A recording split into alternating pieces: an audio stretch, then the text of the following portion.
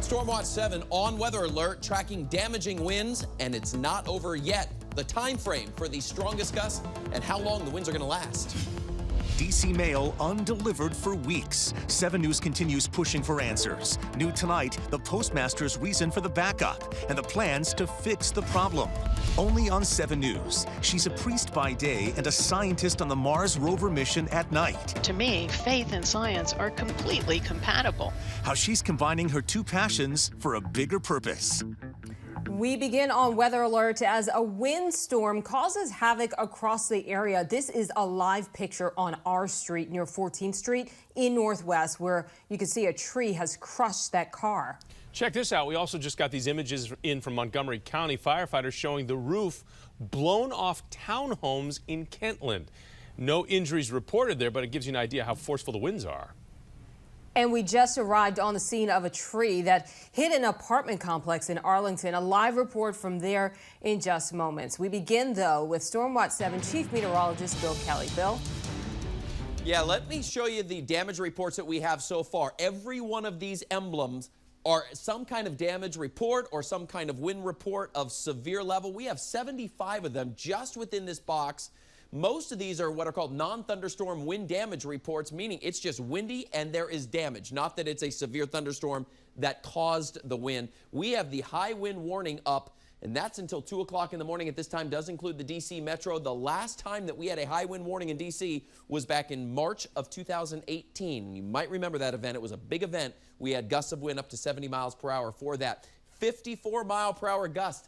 That is an updated report in Manassas, just 4 miles per hour shy of severe criteria.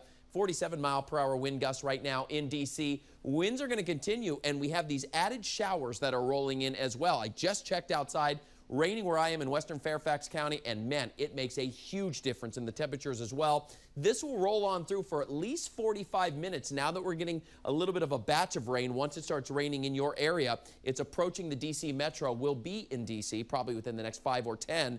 And look at this, 46 degrees in Winchester right now, still low 70s for Fredericksburg. Coming up, we're talking about the weekend and how long these winds are going to last, at least at this strength. Guys, we'll send it back to you.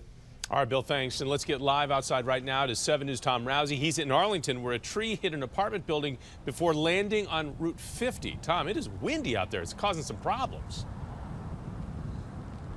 Yeah, a little bit of rain we're getting at the moment too, Jonathan. This is Glebe Road behind me, a little north of Route 50, and you can see one of the lanes is being blocked. One of the lanes is open northbound because this tree landed on it, but that's not the whole story. We mentioned that apartment building. So what I'm told is this happened first. In the wind, this section of the tree snapped, but then a short time after that, this section of the tree snapped. And if you look where it snapped there and you go on up, you'll see it landed on the roof of this apartment building. I talked to a man who lives inside with his wife. I asked him what it was like. He speaks Spanish and he used the word tremendo. Means tremendous. It was unbelievable, he said, but fortunately he and his wife are okay, and I'm told everybody is okay. But this was a scary situation out here. There was a bird left inside a short time ago. Firefighters rescued out here, so everyone's okay, but part of Glebe Road is blocked and a lot of damage to this apartment behind me, but no one hurt. Reporting live in Arlington, Tom Rousey, 7 News.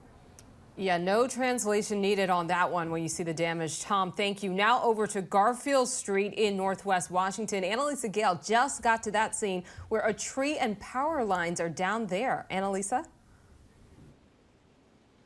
Michelle, photojournalist Ben Rice, he was a little further up the street here on Garfield, so he got to see a closer view of that tree. An officer just moved us back a little bit because of the danger that is created by these power lines that are now hanging in the middle of this street. Now, apparently, a neighbor also told our photojournalist and an officer overheard that maybe a person may have been hurt. We're trying to get more information from DC Fire on that, but we know at this point the tree is still in the middle of the street here, and it appears that neighbors have some concerns about other trees in the surrounding area. But it was very windy when we just pulled up here, so we could see how this large tree fell in the middle of the street here. As soon as we know more about that person that was reportedly hurt, we'll be sure to let you know. Live on Garfield Street, Annalisa Gale, 7 News. All right, Annalisa, thank you. And tonight, 7 News has confirmed that this weather has turned deadly. The town of Harrisonburg says a falling tree branch killed one of its Parks and Recreation employees. It happened in Riven Rock Park in Rockingham County. No one else was hurt. John? Is also tracking a surge in power outages. This is a live look right now at poweroutage.us, which shows nearly 100,000 homes and businesses without power in Maryland and Virginia. Almost all of those came in just the past hour, and as Bill warned, more are likely. That's right, and tonight the wind is also being blamed for fueling this apartment fire in Sterling. Right now, we know one person had to be treated for smoke inhalation. 14 apartments have been damaged. The Red Cross is on the scene assisting those victims. Well, new video just in now showing another fire, this one in the district. D.C. firefighters sharing this video as they arrived on the scene of a truck fire. This was on South Capitol Street right near Malcolm X Avenue in Southeast D.C. Crews were able to quickly knock out the flames. No word on injuries, but we are working to learn more about this. Tonight, masks are no longer required when outdoors in Prince George's County. Leaders there have opted to follow the governor's decision to end the mandate. They're still required indoors, though, and encouraged for those who are not vaccinated. Montgomery County requires masks outdoors, whether you're vaccinated or not. Well, we have a big update just in now on the story that 7 News I-Team has been tracking for weeks. The Department of Defense just denied a parking permit for the AMVETS Rolling to Remember. Now, that group had hoped to use the Pentagon parking lot as a rallying point for thousands of motorcycles Memorial Day weekend, which they've done for many years. So this creates a potentially serious traffic problem for the district as riders arrive for this event that dates back 32 years. The Veterans Group tells 7 News that Scott Taylor that they'll try to secure RFK Stadium instead. The Pentagon cited the pandemic as a reason for denying that permit. All new and only on 7, the local priest who moonlights on Mars as a NASA scientist. But bringing science and religion together is just part of her higher calling. And a promise tonight to fix postal problems in the district. 7 News with the response that just came in. It's coming up next. All new at 6, 7 News has learned we will see history made at the Naval Academy 4 weeks from today. That is when Vice President Kamala Harris will give the keynote address at the Academy's commissioning ceremony. It's believed to be the first time a woman has given that address, which typically comes from either the President, Vice President, or Secretary of Defense. Well, 7 News now is on your side with a new promise from the Postal Service to try and fix that big problem we have been tracking. D.C. neighborhoods going weeks without any mail. All new at 6, 7 News D.C. Bureau Chief Sam Ford explains what's being done. I'm outside D.C.'s main post office, and after weeks of residents' complaints of slow to no mail, the city's congresswoman wrote the postmaster here asking 2 questions: why and what they're going to do to fix it. She received a written response today. Why? COVID. Staff shortages due to COVID, and apparently because people have been given mandated leave to get their shots. And how they're going to fix it, Norton said the postmaster wrote her. Additional hiring and additional overtime. They certainly weren't using enough of it. She says she'll be monitoring the situation, and she's certain her constituents will report to her if they don't keep their word. Reporting to Northeast Washington, Sam Ford, 7 News.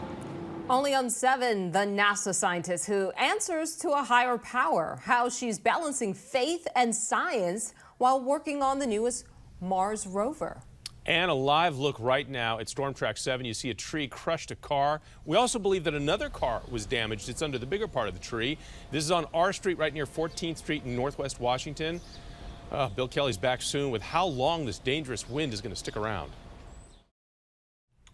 All new at 6, we are meeting a priest who moonlights on Mars. We've all, of course, watched for weeks now as a Mars rover takes these incredible images and gathers samples to send back to Earth. It just sounds weird to say she's moonlighting on Mars. All new at 6 o'clock. 7 News' Right. Allison Starling introducing you to a scientist on the team making that happen when she is not busy being a full-time priest. And this is a story you'll see only on 7. Touchdown confirmed. Perseverance safely on the surface of Mars. With each new, astounding picture, the Perseverance rover is showing us the landscape of Mars in new and exciting ways. On the team of scientific investigators is astrobiologist Pamela Conrad. What has it been like to actually watch Perseverance land and start doing its work. On the day you see years of work come to fruition and you know you're alive on the surface of Mars, it sends a shiver. And there is no picture that comes down from Mars that I don't gaze at every pebble and say, look at that! Conrad has worked for NASA since 1999, gazing to the heavens with a scientific eye. But her other job involves a collar and a church. My priority is my job as a priest. People look to me for comfort, to answer questions, and my primary gig is to show up to them. Conrad is the rector at St. Albans Episcopal Church in Glen Burnie, Maryland. She was ordained in 2017 after overcoming a troubled relationship with the church. I did have some issues with organized religion as a young woman, primarily due to the lack of leadership opportunity for women within the church. To make change happen, you have to be a part and stay involved. And so I came back so that I could be part of that change. Now she combines science and religion, two worlds many see as incompatible. Not Conrad. To me, faith and science are completely compatible. The things I have learned from my faith walk and the things that I have learned from being an explorer truly support one another. And every Sunday, she shares both of her passions with her parishioners. I try always to add a little science when I preach a sermon. I think a mistake the church has made during its evolution is not to use the things we can learn through reason and critical thinking to our advantage to help advance the cause of humanity. Allison Starling, 7 News. Wow. Conrad told Allison that one of the more challenging parts of the job is dealing with the time change. Can you imagine? That's because the rover team works on Martian time, where it's a day is about 24.5 hours. That sometimes means starting a shift in the middle of the night. Graveyard for Mars. There you go. Stormwatch 7 tracking that windstorm that's creating all kinds of problems for us. This is a live look now at Glebe Road in North Arlington. That's where a tree hit an apartment building before landing in the street. Now, no one was hurt, but there is a huge mess out there to clean up. We're also tracking about 100,000 power outages in the region as a result. And the wind is also making the Friday rush on the Bay Bridge even worse. Look at this. The backup for folks headed towards the Eastern Shore is now more than 7 miles, folks. This crawling traffic is at the Severn River, miles away from the bridge itself. Because of the wind, though, there are limits. There's wind restrictions and no two-way operations. Whew, what a mess. A lot of impacts from the wind out there. Yeah, Bill, we just need this wind to kind of die down. I just wish it would do it sooner than later. Yeah, and it's going to be a little while, a few more hours for sure. I want to go back to the Bay Bridge from another vantage point, Stevensville on the east side of the Chesapeake looking west. Couple things to point out. First of all, the chop on the Chesapeake. Secondly, there's the bridge and traffic moving slowly. You can just imagine how wobbly it is. And then in the backdrop, look at the showers. You can see them there off into the distance. I'll show you that in just a moment. It is already raining here in Chantilly. We have rain around parts of our region, and the winds are still very strong. This is a live look at Belhaven Country Club in Alexandria. When the rain comes through, by the way, it knocks the temperatures down like that. I can attest to it outside. Chantilly down to 56 degrees right now. Yesterday, we were in the 80s. Huge temperature change. 62 in D.C., 57 in Gaithersburg. Martinsburg, you guys almost into the 40s at this hour, where it's still 71 in Spotsylvania. Chop on the Potomac. You can see this from the National Harbor and the flag. Let me step out of the shot and you can see flag just whipping around in the wind. I mean, just going near horizontal there. 59 degrees at 6 o'clock. We have the passing showers that will roll through, and they'll last, when you get them, probably 45 minutes or so as it's moving across. But independent of any shower, the winds, 30 to 50 mile per hour gusts at this hour for most spots. Sometimes you'll get a little bit of a lull down to maybe 20, 25, like Gaithersburg, 28 in Frederick, but the winds are going to stick around as they are for at least a few hours. After midnight, they start to calm a little bit. We'll get to it in just a moment. Here's a current look at our clouds and radar, and it's really a narrow window where we have these showers. Right now into Fairfax County, we're getting some moderate rain. In fact, I took my camera outside. This is right outside my home studio. The wind's not too bad at the moment. They were picking up. I don't know if you could see it closely, but the rain is certainly coming down, and I can attest to just how much cooler it is. Then back to the west from Front Royal over to Marshall, pushing to Haymarket and Gainesville.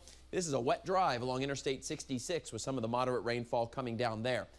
This event is not primarily a rain event. Yes, we have rain now. If you get it and you are in this east-west line along 66, you're going to get that rain for probably, like I said, 45 minutes, maybe a little longer in spots.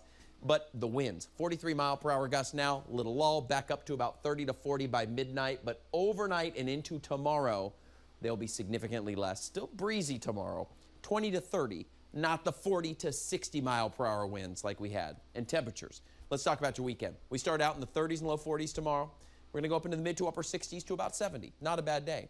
Huge jump by Sunday. We're back to summer. That was quick-lived, short-lived. We're going to go back up to 85 on Sunday, tracking storms again Monday, Tuesday, Wednesday, next week, humidity and temperatures that once again will be pushing 90 early May. Kind of crazy. And send it over to you. And now, the Toyota Sports Desk, sponsored by your Toyota dealers. New tonight, more childhood dreams coming true on one of the biggest stages in all of football. In just about 30 minutes, it's night 2 of the NFL Draft, which you can watch right here on 7 News. Now, here's the scene in Cleveland as they get ready for tonight. The Washington football team will be quite busy. Tonight, they have 1 pick in the 2nd round and 2 picks in the 3rd round. Of course, you just never know. Trades can happen, but there's always a lot of hidden talent in these mid to late rounds. And keep your eye on Damascus High School star and University of Maryland running back Jake Funk. The Montgomery County native is hoping to get drafted either tonight or tomorrow. After going through 2 ACL surgeries in college, Funk has battled through the adversity. He's now on the doorstep of the NFL, wondering what's next in his football journey. What are the emotions going to be like? I mean, it's going to be, you're going to be anxious, you're going to be nervous, but at the end of the day, I'm going to be so excited throughout the whole thing, because just the thought that you're sitting there, waiting for a call from one of these teams, the fact that you're in that position is just so humbling to me. Just being able to be here, at my house with my family and close friends, I mean, it's going to mean everything to me. I love his attitude, love his passion of simply following his dream. You can watch my entire interview with Jake Funk, including his genuine reaction to the possibility of getting drafted by Washington or the Baltimore Ravens. That's all on our website right now, WJLA.com/NFL Draft. Certainly good luck to Jake Funk and, frankly, all of our local prospects that could hear their name called tonight. Coverage of Night 2 of the NFL Draft starts at 7 p.m. right here on 7 News. Jonathan? All right, Scott, thanks. And a quick programming note, because of the NFL Draft, Wheel of Fortune and Jeopardy will not air at their normal time. So right now, while you're thinking about it, set your DVR, because Wheel of Fortune airs at 1:36 in the morning. That's Saturday morning. And Jeopardy will air at 2:06 a.m. And welcome back. We just arrived on the scene here in Annandale, where the wind has been snapping trees throughout the day. Just talked to a neighbor who was looking down the street there, saw a tree come down, and then the power went out in this neighborhood. We're off of Executive Road here in Annandale. Minutes later, about 5 to 10 minutes later, another tree fell down and hit the wires and actually snapped this power pole. But they are in the dark right now, but they do give a lot of credit to Dominion Energy. As you can see right behind me, they are on the scene working to get the people back their power. This is Carl Willis in Annandale, 7 News. Well, good evening, Carl. And I just had the camera up at Bellhaven Country Club. Here it is, and it was whipping around, and it just went out. So there was a huge gust that is just right now going through Alexandria. Here's an updated look. 84 reports now in the form of some wind around the area. They're going to stick around like this for the next couple of hours, and then they'll die down a little bit through the overnight hours, but we are not done yet. Be safe. Download that Stormwatch 7 weather app. World News Tonight with David Muir is next.